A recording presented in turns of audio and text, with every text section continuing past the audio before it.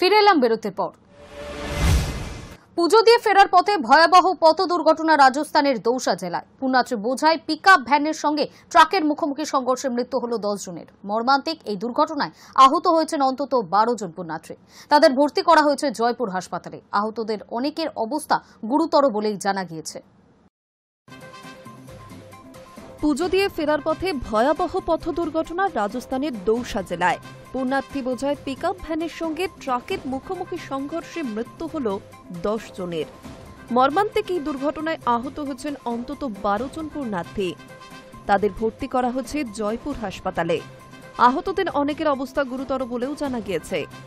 সূত্রের খবর, বুধবার ভোরে রাজস্থানে খাটু শ্যাম মন্দিরে পুজো দিতে একটি পিকআপ ভ্যান করে ফিরছিলেন পুণ্যার্থীরা।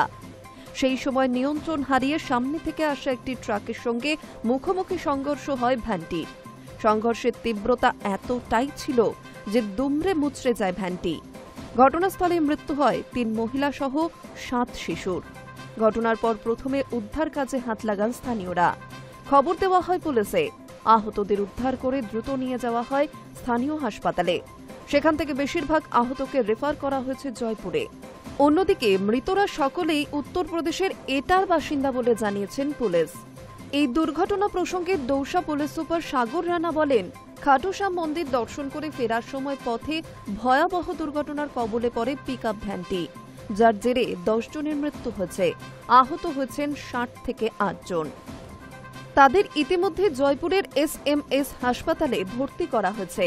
কিভাবে এই দুর্ঘটনা ঘটল তা খতিয়েও দেখা হচ্ছে। মৃতরা সকলে উত্তরপ্রদেশের বাসিন্দা। তাদের পরিজনকে খবর দেওয়া হচ্ছে।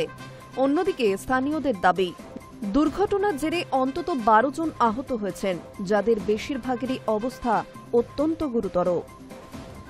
High news network. আগামী মাসে আমেরিকা যাচ্ছেন প্রধানমন্ত্রী নরেন্দ্র মোদী। রাষ্ট্রসংঘের সাধারণ পরিষদে যোগ দিতেই তিনি সেই দেশে যাচ্ছেন। কিন্তু এর পাশাপাশি পরিকল্পনা রয়েছে মার্কিন প্রেসিডেন্ট ডোনাল্ড ট্রাম্পের সঙ্গেও দ্বিপাক্ষিক বৈঠক করার। এমনই দাবি এক সর্বভারতীয় সংবাদ মাধ্যমের।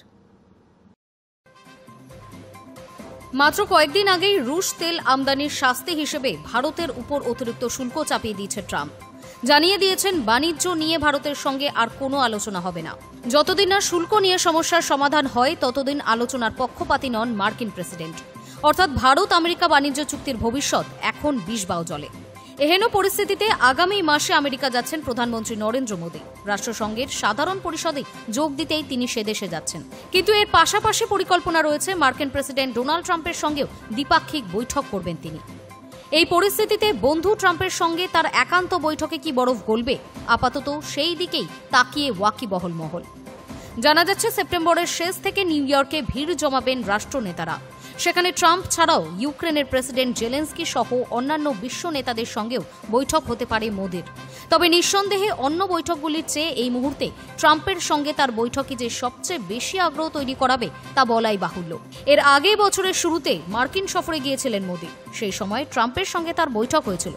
7 মাসের মধ্যে ফের হোয়াইট হাউসে 2 রাষ্ট্রনেতার বৈঠক অবশ্য আরও বেশি তাৎপর্যপূর্ণ। প্রেসিডেন্ট হিসেবে প্রথম দফায় মোদির সঙ্গে তার বন্ধুত্ব দেখেছিল গোটা বিশ্ব।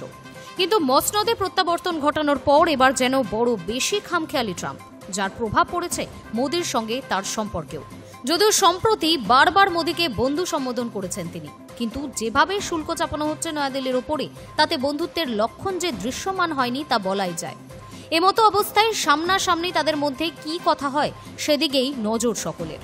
তবে তার আগে 15ই আগস্ট পুতিন ট্রাম্প বৈঠকের দিকেও নজর থাকবে ভারতের। Hi news network. ফের রক্তাক্ত ভূস্বর্গ। কাশ্মীরের বারামুলাতে ভারতীয় সেনা ছাউনিতে জঙ্গি হামলা, নিহত এক ভারতীয় সেনা। বুধবার রাতে উড়ি সেক্টরের টিক্কা বর্ডার পোস্টের কাছে বর্ডার বরাবর অনুপ্রবেশ করে হামলা করে একদল সন্ত্রাসবাদী। তৎক্ষণাৎ সেই হামলা প্রতিহত করে বর্ডার অ্যাকশন টিম সেই হামলা ব্যর্থ করে দেয়। গোটা এলাকা জুড়ে চলছে সেনার চিরুনি তল্লাশি। সজাগ রয়েছে ভারতীয় সেনাবাহিনী। জানা যাচ্ছে পাক মদতপুষ্ট একদল জঙ্গি এই হামলার ঘটনাটি ঘটিয়েছে। জানা যাচ্ছে মঙ্গলবার রাতেই অনুপ্রবেশের সময় সেনাবাহিনীর সঙ্গে তাদের তুমুল গুলির লড়াই হয়। তখনই এক সেনা গুরুতর আহত হন এবং পরে শহীদ হন সেই সেনা।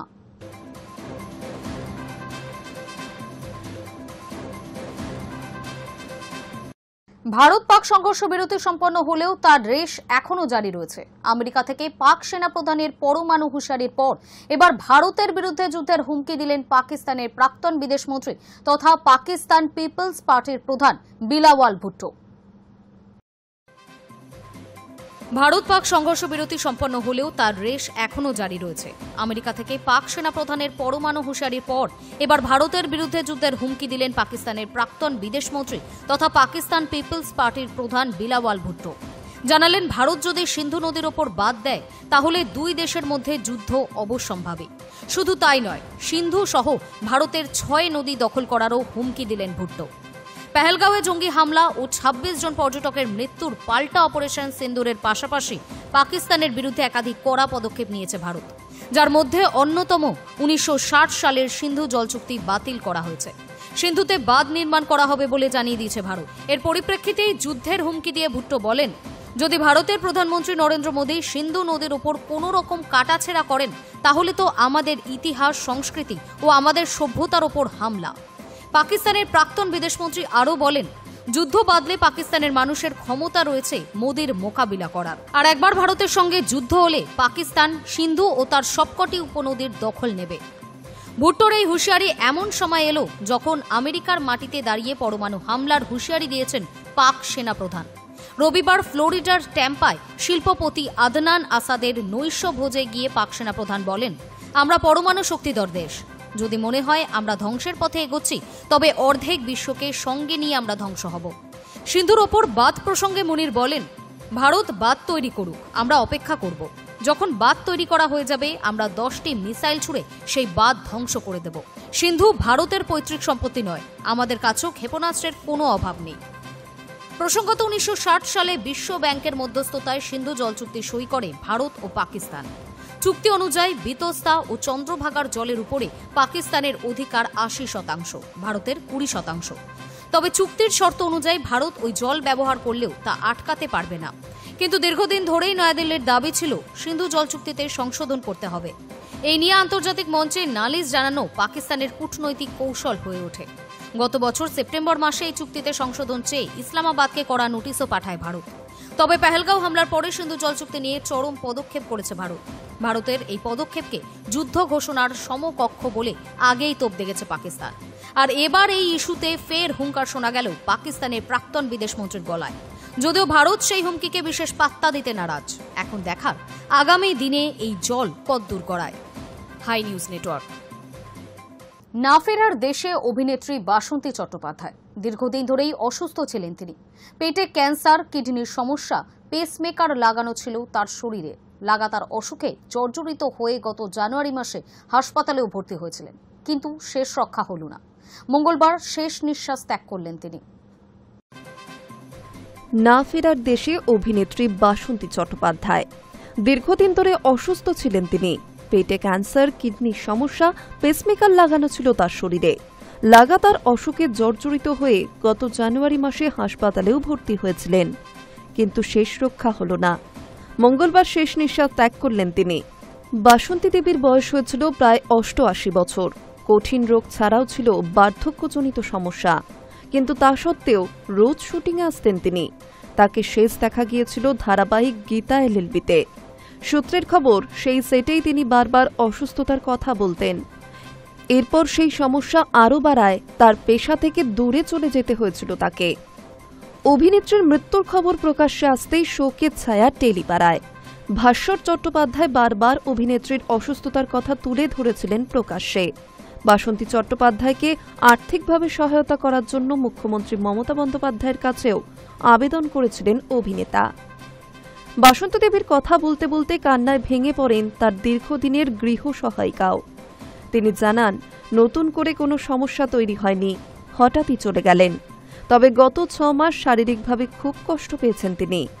গৃহ সহায়িকার প্রার্থনা, এবার যেন সদ্যপ্রয়াত বর্ষিয়ান অভিনেত্রী শান্তি পান। Hi news network. পিছু ছাড়ছে না দুর্যোগ। ভারী থেকে অতি ভারী বৃষ্টির জেরে দার্জিলিং, কালিম্পং, সিকিমে ধস নামার আশঙ্কার কথা জানালো হাওয়া অফিস। আর্দ্রতাজনিত অস্বস্তি বজায় থাকলেও বৃষ্টি হবে দক্ষিণবঙ্গে। সমুদ্র উত্তাল থাকবে, তাই শনিবার পর্যন্ত বাংলা ও ওড়িশার মৎস্যজীবীদের সমুদ্রে যাওয়ার ক্ষেত্রে নিষেধাজ্ঞা জারি করা হয়েছে।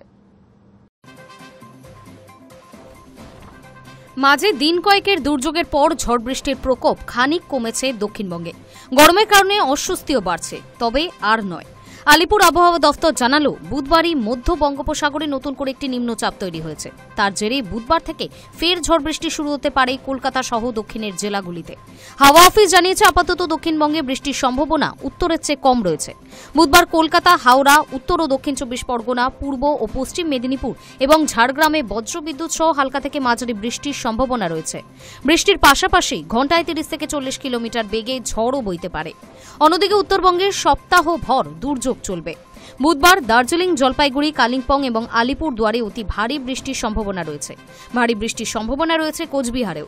দিন কয়েকের ভারী বৃষ্টির জেরে দার্জিলিং এবং কালিম্পংয়ের পার্বত্য এলাকায় ধস নামার আশঙ্কা দেখা দিয়েছে। ধস নামতে পারে সিকিমেও। টানা বৃষ্টির জেরে তিস্তা, তোরসা ও জলঢাকা নদীতে জলস্তর বাড়তে পারে বলেও জানিয়েছে আলিপুর আবহাওয়া দফতর। বুধবার সকাল থেকে কলকাতার আকাশ আংশিক মেঘলা রয়েছে। বাতাসে জলীয় বাষ্প থাকায় বেলা বাড়লে আর্দ্রতাজনিত অস্বস্তিও বাড়তে পারে। বুধবার কলকাতার সর্বনিম্ন তাপমাত্রা 28.4 ডিগ্রি, যা স্বাভাবিকের চেয়ে 1.6 ডিগ্রি বেশি। Hi news network. News today এখনকার মতো এই পর্যন্তই। নজর রাখুন হাই নিউজে, নির্ভীক, নিরপেক্ষ।